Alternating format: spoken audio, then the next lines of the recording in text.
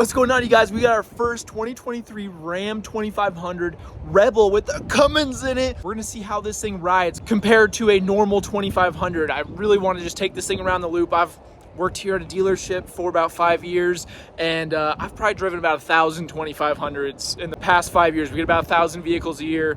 I would say I've at least driven 1,000 2500. The reason I'm excited is because this is our first 23 Ram Cummins with the 12-inch display cluster. All the ones we've gotten in here have all been the smaller screen in the middle, so this one actually has more gauges than the 1500s, so I'm really excited to explore that here. I haven't even checked it out. I just know there's 2 extra gauge spots on there, so I'm really excited to see that. So let's just kind of go over this thing. Really, I just want to show you guys my opinion on how it rides compared to, you know, the 1,000-ish 2500s I've driven before. I've driven them across state. I've just driven so many of them. I pretty much know how all of them ride. You know, I got my own Cummins right here. I've owned 5 of these things, so this one's on a full Carly suspension, so I want to see if it rides better than my truck. So I got Carly front and rear springs, I got full Fox shocks, so let's see if this thing can ride as good as my truck right there. I'll show you guys the differences between a normal 2500. First off, obviously being a Cummins, I got the hood pop because, you know, I just want to take a look at this bad boy. Looks like other people have been too.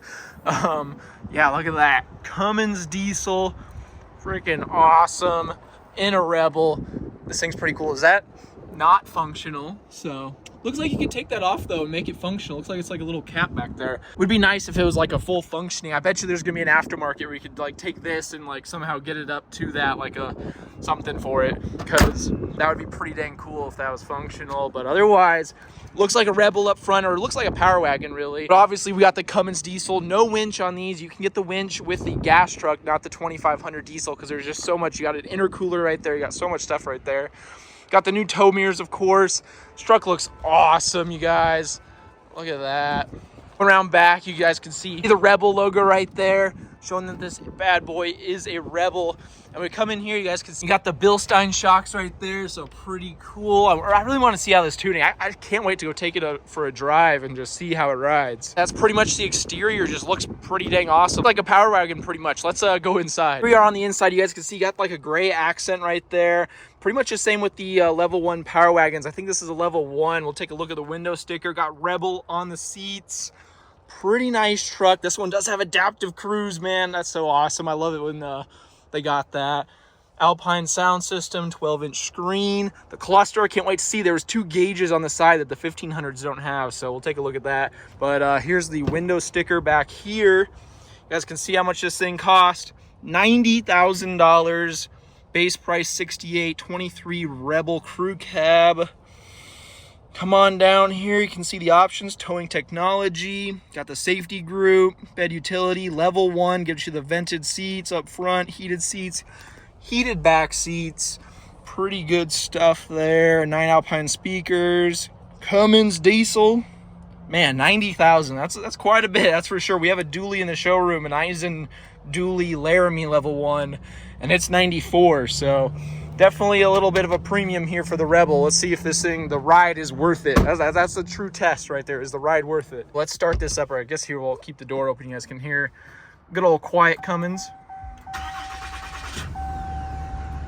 Yep, super quiet.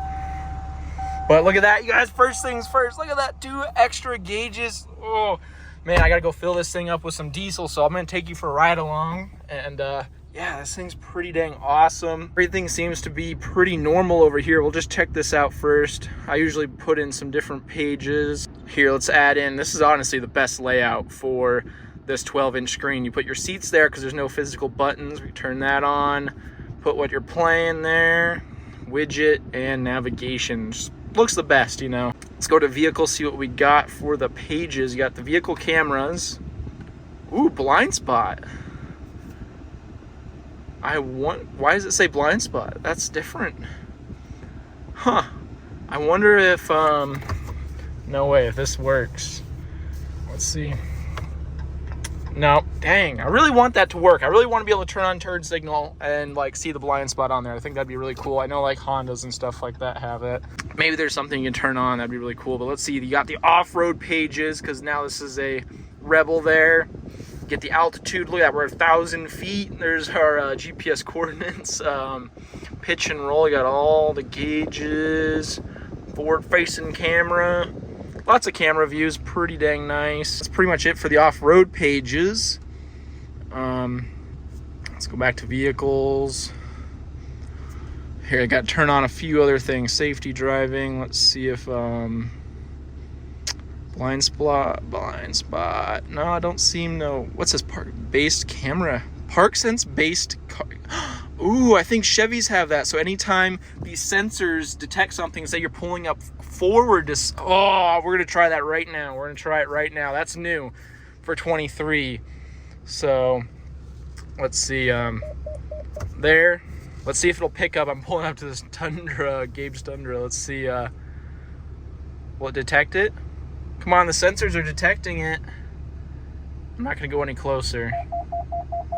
Hey, look at that. It turned on by itself. Oh, that's awesome. Nice new feature. I know we have a Denali over there and it has it too, so that's pretty cool. That's something I haven't seen before.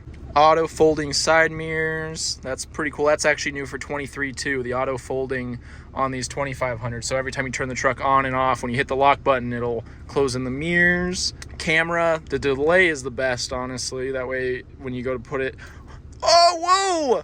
Trailer only, there it is! Look at that! Turn signal activation blind spot view. Ho-ho! Dang! Finally, Ram's got some cool stuff. Dang, that's new right there for 23. Easy exit seats, we'll turn that on. Let's give this a try real quick. Okay, we're driving along. Let's just put this back in home. Turn signal on. Oh, come on. Maybe you have to be driving over a certain speed. We'll give it a shot later. But, yeah, I definitely want that to work. Man. So that seems to be it with that, but we are going to check that blind spot, see if it works while we're actually driving, because maybe there's like something about that. But here we go. Look at that. We got 2 more gauges on the side. I want to try to get this to where you guys can see it all good, because there's so much glare going on. Let's see. Screen setup. Let's see these gauges. Obviously, you got the upper 2. Pretty much on the half tons, I've been just putting up, like range and let's see, fuel gauge. Still don't get the where you get to see the gear you're in, because that's on the 1500s. You get to see what gear you're in. We'll just throw a trip on there. And then obviously you can do the center one, but it's kind of cool to have the Rebel in there, but you can change the center one to whatever you want.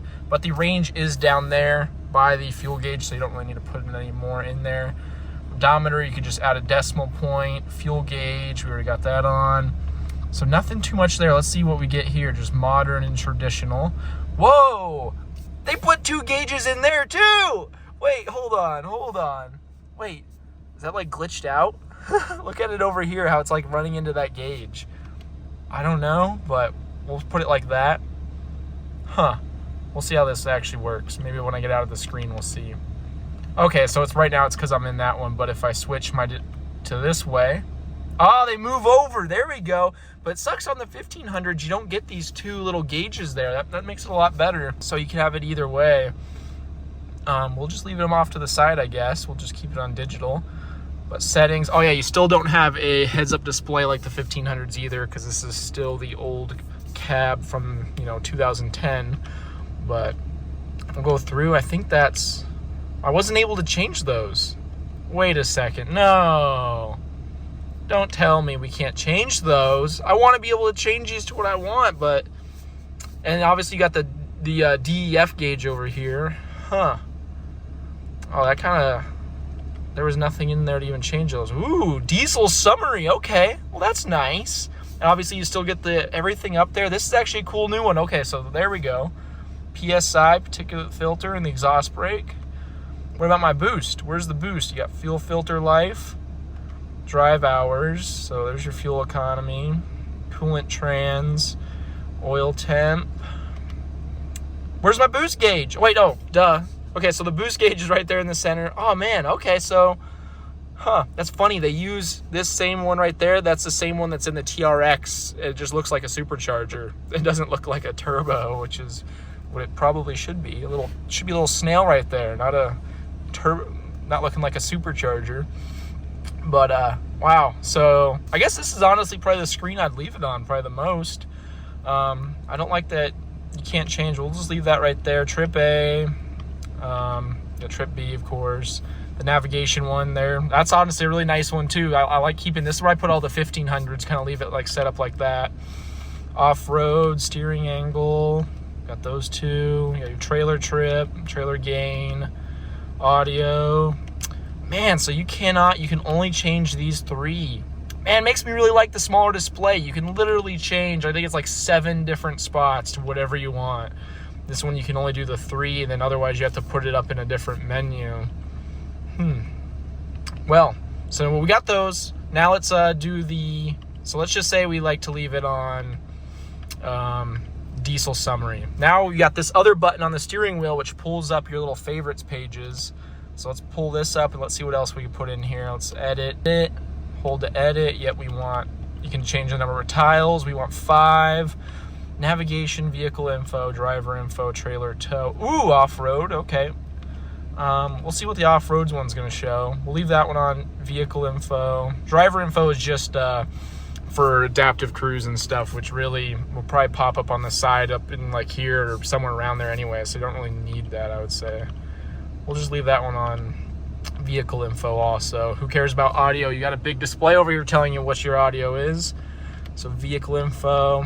And navigation would be a cool one, I guess, but we're gonna go vehicle info. We want to see what's in all the vehicle info. Yes, they're all the same. No, we'll leave that one. Let's see what we can change up in here. You got a PSI. I mean, yeah, it doesn't have low and high pressure. It doesn't show what actual PSI you're at, but we can leave that. The particulate filter, you can do that. PSI. Okay, so you can change it to kind of what you want, but I don't know. We'll, where's the trans temp one? We don't have a trans temp. Is this trans temp? I don't think so. There's no 150s over there. Where did the trans temp go? We'll just leave that one there. I don't think that one. I think that one's yeah, that's the same as that. That's the coolant. Or is that the coolant? Is that oil temp? Oil temp? Yes. Okay, so that's oil temp. That's your engine coolant temp, but I'm not seeing a transmission temp. Well, I guess we'll just put these two up here, like the boost and the those gauges. We'll leave that. We'll just turn that off. Oh wait, we actually didn't check out the off-road one. What other stuff can you do for the off-road? Just those 3 right there. Okay. Well, let's see. Where is transmission? I'm sure it's got to be in here. Oil summary. So you have, okay, so they grouped it together. All your oil, and there's trans temp right there. So if you want to see your trans temp now, you can't like put a separate gauge over here for trans temp. There's so much real estate over here.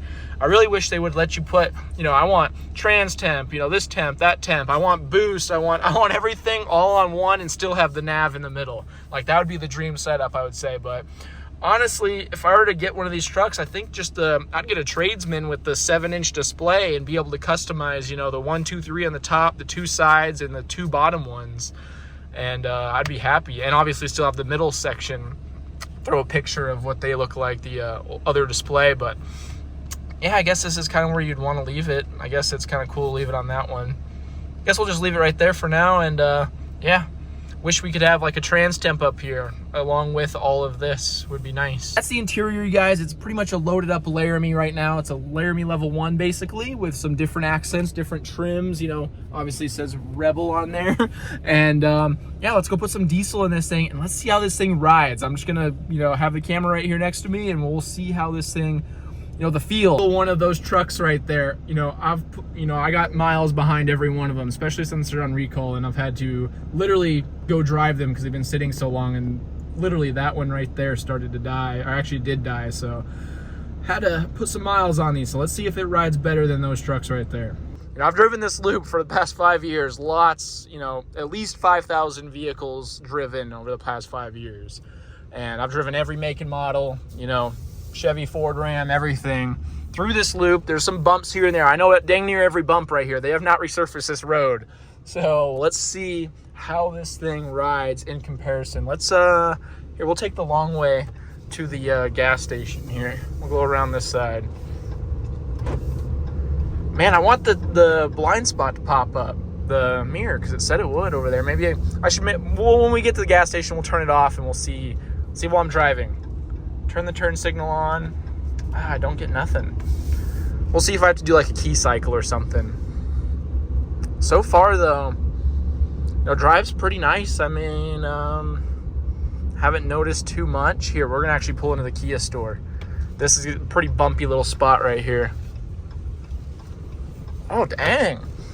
Okay, so it still has a lot of body roll side to side. Definitely still has the side to side, but it was a lot smoother. Like a 2500 on each one of those little doo-doo-doo, it'd be almost, like kind of bucking you off your seat, whereas this one was pretty dang smooth. There's definitely a noticeable difference right there just by going off that one spot. Like I used to take my Raptor through that and it would just glide through it like it was nothing. My truck, because I have a aftermarket sway bar, it doesn't have a lot of side-to-side movement, but you can still feel those bumps because there's like 3 major step-ups right there. So let's see when we come out of here how this feels. But really, everything just feels kind of numb, honestly, like all the bumps and everything. It's got like, it's just a little bit versus that sharpness you get from the normal 2500s.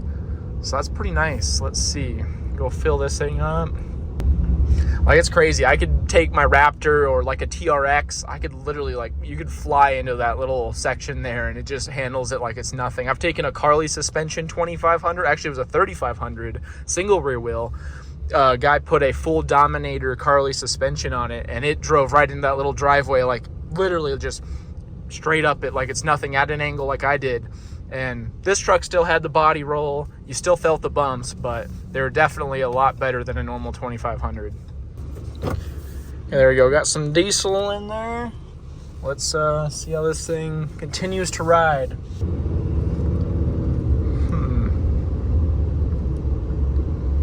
This thing rides pretty nice. Like just going over these little spots there. Pretty nice. Here, we're gonna hit this the little man cover thing. That's pretty soft. Like on a 25, you get a ga-gung, Whereas this one's just like boom, boom. I don't know. I don't know really how to say it, but it's definitely softer than a normal 2500. Definitely. I'm pretty sure this one actually has slightly less towing capacity too. For the weight there, payload and everything. We can look at that when we get back. We can take a payload from this truck to a payload to another truck. We can just take a look at it. But yeah, this one definitely rides better for sure. I like it. Don't know if it's $90,000 better. You could probably just buy a normal 2500, go spend $5,000 on a Carly suspension and be better than this one, I would say. But it is pretty dang cool though. Yeah, you still get a lot of side-to-side movement going in there on that angle. With the Carly, you have a normal 2500. You put a Carly torsion sway bar on it. Oh my gosh, that thing, literally the truck would have been just flat and the axle would have done all the movement. Obviously, if you're going high speed though, like on a curve going 80 miles an hour, you'll get more body roll. Handles, more normal movements better than this truck right here. Just get this thing washed up and put in the showroom. I don't know, I like it, but don't know if it's $90,000 worth it. Because, you can get a... I don't even know, I'm sitting there thinking, I was like, a Laramie used to be $70,000. Now a Laramie's like $85,000 for a Laramie. You want a tradesman, a base tradesman with just the essentials, Cummins, a nicer screen, the 8-inch screen, 220 amp alternator, and a 5th wheel prep. Boom, you're $70,000. Literally, for a 4-wheel drive tradesman, you're $70,000 now for a Ram. Ram has literally, it was in their plans. It was in their plans a long time ago. They want to be on the same benchmark and price point as the Ford F-250, and they're there now. So, Rebel 2500 here. It is nice. I just wish, just wish it was a little cheaper, more affordable. Like if this was an $80,000 truck, perfect. $90,000, you might as well just buy a fully loaded limited or something, But then again, that one's $100,000 now. So either way, it's nice. I just don't know if it's worth it over a normal Laramie that is like 80, in the low 80s. So I would, do what you want, pick and choose. I do like it though. We'll take a look at the Payload here in just a minute after we get all cleaned up, ready for the showroom. But it is a pretty nice truck. I do like that they added at least some more gauges on the sides there for the heavy duty trucks, the Cummins trucks. Yeah, ride is slightly better for sure. 1500 still rides better than this, but it rides way better than a normal 2500 and a normal 2500 with the off-road package that comes with the Bilstein shocks. Normal 2500, so the payload on it is 2156 for a Bighorn 2500. We don't have any Laramies to compare it to, but 2500 Cummins. Let's see what it is on the Rebel here. Wow, you guys can see 17. That'll load, go there, 1781. So you're losing quite a bit of payload there, but you know, it does ride better. It rides better than this truck, but I don't know, it still does have that 2500 feel, but it's just a lot softer. Yeah guys, here we go. We're gonna put this thing in the showroom, so gotta hurry up. It is windy. I don't want it to get all dirty. It looks pretty clean, but there you go. 2023 Rebel Cummins, pretty dang awesome. Hope you guys enjoyed the video.